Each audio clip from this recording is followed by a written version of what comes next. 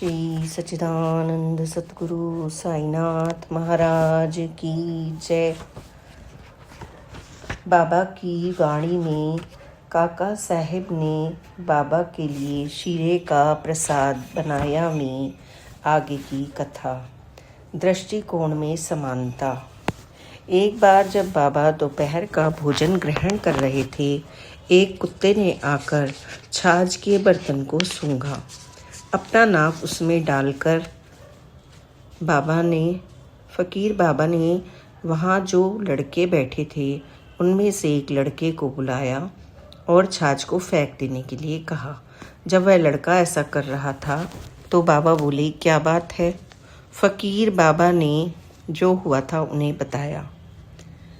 बाबा joke की ओर मुड़कर बोले, बापू छाछ अच्छी है, घर ले जाकर उसकी कड़ी बनाओ और फिर शाम को अपने साथ लेकर आना और उसे मैं खाऊंगा। यह बाबा ने अपने रात के भोजन में वह बहुत ही स्वाद से खाई। बापूजी शास्त्री गुलवी। एक भक्त जिनका नाम बापूजी शास्त्री गुलवी था, फरवरी 1918 में बाबा के दर्शनार्थ शिरडी आए। वह अपने साथ गंगा जल लाए थे और उन्होंने वेदों के उच्चारण के साथ विधि पूर्वक अभिषेक किया। फिर उन्होंने बाबा से लौटने के लिए आज्ञा मांगी।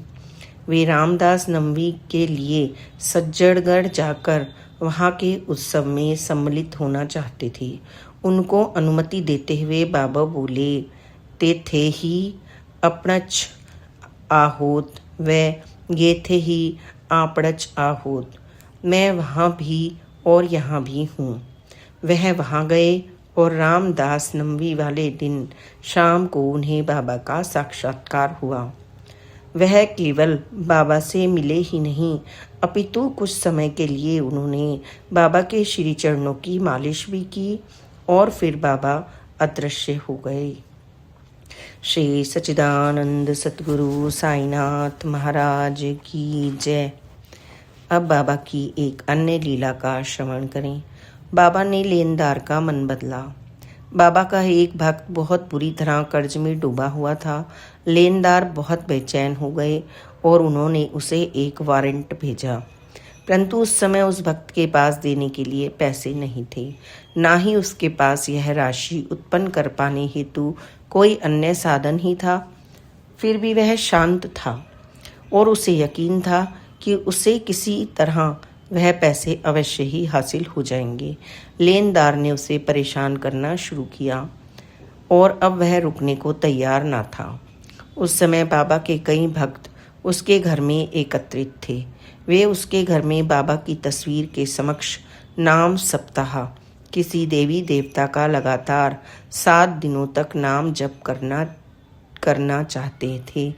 वह भक्त इसके लिए सहर्ष तैयार हो गया और नाम सप्ताह आरंभ हो गया। लेनदार ने मौके का फायदा उठाया। उसने सोचा कि उस समय वह कर्जदार के घर पर कब्जा कर लेगा। वह एक कब्जे का वारंट लेकर वहां गया। उसी समय नाम जप आरंभ हुआ था और वह कर्जदार लेनदार को देखकर उसके पास गया और बोला, ठीक है, तुम जो चाहो मेरे घर से ले जा सकते हो। फिर अपने घर के उत्सव को कर पाने हेतु मेरे पास बहुत स्थान होगा और नाम सप्ताह भी हो जाएगा। उस समय बाबा का लेनदार के मन पर इतना प्रभाव हुआ कि उसने वारंट फाड़ डाला और फिर कभी वहाँ नहीं भेजा। श्री सच्चिदानंद सतगुरु साईनाथ महाराज की जय। बाबा की प्यारी प्यारी लीलाओं को सुनने के लिए please like, subscribe and share this channel.